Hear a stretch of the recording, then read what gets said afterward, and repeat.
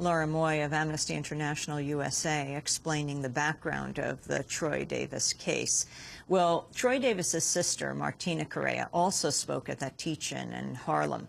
The next day, she and her son, Antone Dejan Correia, came into Democracy Now! To have a discussion. It was the week of the centennial celebration of the NAACP, and Antone, budding human rights activist who has really taken on the case of his uncle, Troy Anthony Davis, and visits him all the time in prison, had just addressed 5,000 people at the NAACP. Martina Correia, his mother and Troy's sister, has been battling for her brother's life as well as her own. She is battling stage 4 breast cancer.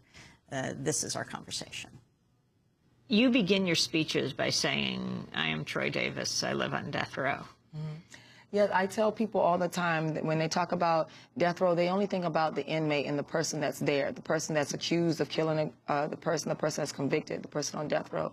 But they don't think about the families of the death row inmates. It's always about the families of the victims, but we've been victimized too.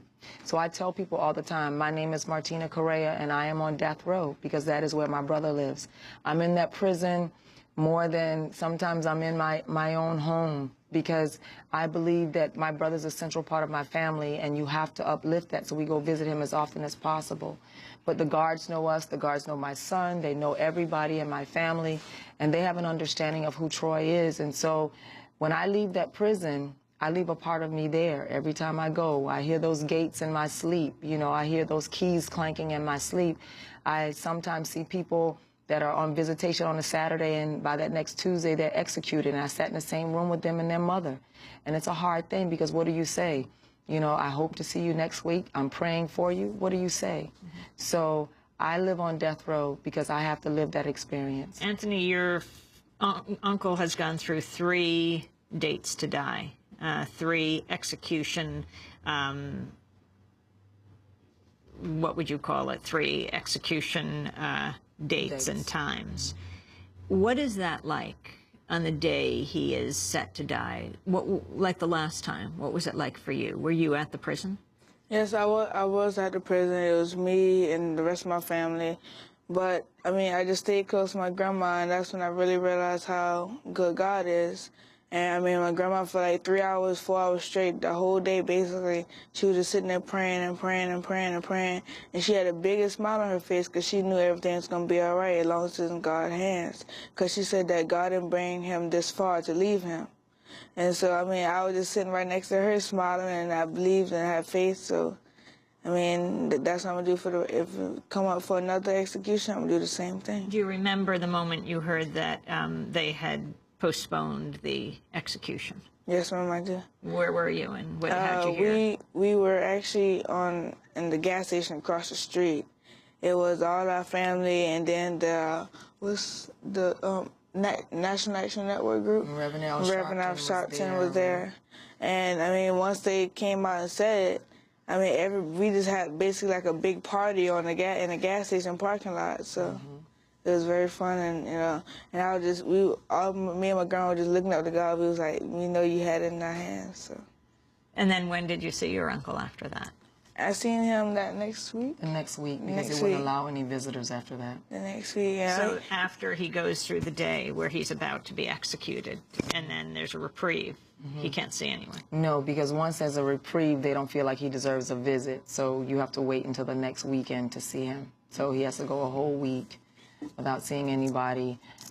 But the chaplain in the prisons usually, you know, talk to them, and the guards and everybody is very friendly, because Troy said when he walked back in on death row, all the inmates were standing clapping, because when he had that execution date, you know, you have to pack up all your things and everything, and he said he was giving away some of his things, his shoes and things, that other death row inmates that didn't have really good shoes and things, and he told them that he would be back for his things because they didn't want them. And when he came back, all the guys were giving him his things back, and they were just saying, you know, they were so happy and so relieved, because people really don't understand that it just takes a toll on all of them, and some of them have been there so long, they're not the same people that have committed these crimes.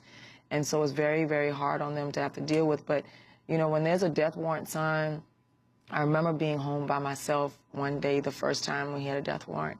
And I don't know why I was home by myself that day, but I remember it being a Thursday, and I was actually glad my mother wasn't there, because my brother called and he was kind of somber, and I was like, what's the matter? And he said, you know, I just got this paper, and he said they took me and they read a death warrant to me, and where they told me how they're going to kill me, you know, what time they were going to kill me, if the drugs didn't work the first time, that they were going to do it again, and when the doctor would come in and listen to the vitals. And I mean, they did just describe the murder in detail.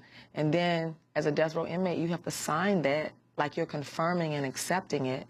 And then they gave him a piece of paper, and the counselor gave him 30 minutes to call his family and ask, how do you want your body disposed of? Who do you want to get your body? After they do an autopsy, your family has to pay for your body to come from Atlanta. You know, do you want your organs donated? Who do you want to be the last 20-some people to visit you? You have to do that like in 30 minutes. That's a decision you have to make in 30 minutes. So you practically have to decide your obituary in 30 minutes. And I was so upset, and I had to act like I wasn't. And I told him, I said, you know, don't worry about it. So then I'm calling family and friends, like, would you like to see Troy in the last 48 hours? And then what do people say? You know, they're like mortified. Then you have to decide who's going to witness your execution. And so you have to call people to ask them, do they want to witness your murder? And it's like the most horrific thing you could ever listen to somebody that you love say. And then knowing other people just want your loved one killed, and, you know, saying all kind of things. And it's really trying on the family, and it's very, very hard. And so that was probably the worst day of my life, that I had to listen to that. I think that was even worse than when they told me I had cancer and that my brother was even sentenced to death, because when he was sentenced to death, we weren't even allowed in the courtroom. The only time we were allowed in the courtroom was during the sentencing phase to beg for his life. And here I am again at the parole board begging for my brother's life. And it's like nothing we said anybody cared about. All they cared about was that there was a white police officer killed, and we knew a black person did it, and Troy's the person that we got. And it's like, when the witnesses came forward and told the truth, it's like, how dare you come in here and try to change our mind against a cop killer? And so here's me, my mom, my friends begging for my brother's life again, and it's like nobody cared. Were you planning to witness your brother's execution? My brother wanted me to witness his execution, but the prison wouldn't allow it.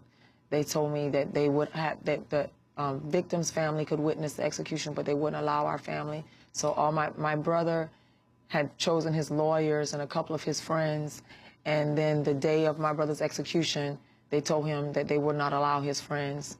And the lawyers even had to fight to get back on there, because what they had decided was they weren't going to let Troy have anybody in there to support him to witness his execution, and they were going to give more chairs to the victim's family. And I remember that day, we had to walk past the hearse coming out of the prison. And, you know, and they were trying to rush us out of the prison. My sister passed out in the prison lobby, and they were trying to rush us out of the prison. I was trying to figure out what was going on, and it's because the victim's family was coming in, and we had to get out. And they put us in an open field with dogs and guards and state patrol. I've never seen so many police. It was something like something you see out of the 50s or 60s demonstration, and German shepherds all over the place. And we had to stand out in an open field in the dirt by a porta potty. So I sent my mother and my family down to a respite house called the New Hope House, and we were standing out there and praying, and you know, a whole bunch of people came, like hundreds of people came to support Troy. And then there's the Fraternal Order of Police across the way, and they're wishing that Troy is killed, and, you know, their little hangman nooses and things. And it was just, it was an abomination. And I remember... There were hangman nooses? Oh, yeah. And I remember when my mom, when we got the word, I remember my brother had called his lawyer on the phone and said, you know, thank you for everything, and, you know, keep praying and everything. And then they got word from the Supreme Court that there was a stay. And I told my brother there was a stay, and he was on the phone, on the lawyer's phone, and all I could hear him just saying was, thank God, thank God. And then all of a sudden, you could hear, because it was live on television, so it's like the guards were like, who are you talking to? And they took the phone away from him. But It was just something that was terrible, and we were all celebrating, and then they threw us off the grounds of the prison, and that's why we were over in that parking lot. And there were people, there were black people, white people, brown people, Native Americans, people that were just in the parking lot coming out of the convenience store, and we all got in a giant circle. We didn't know each other's religions, preference, or anything, but people just came up and we all got in a giant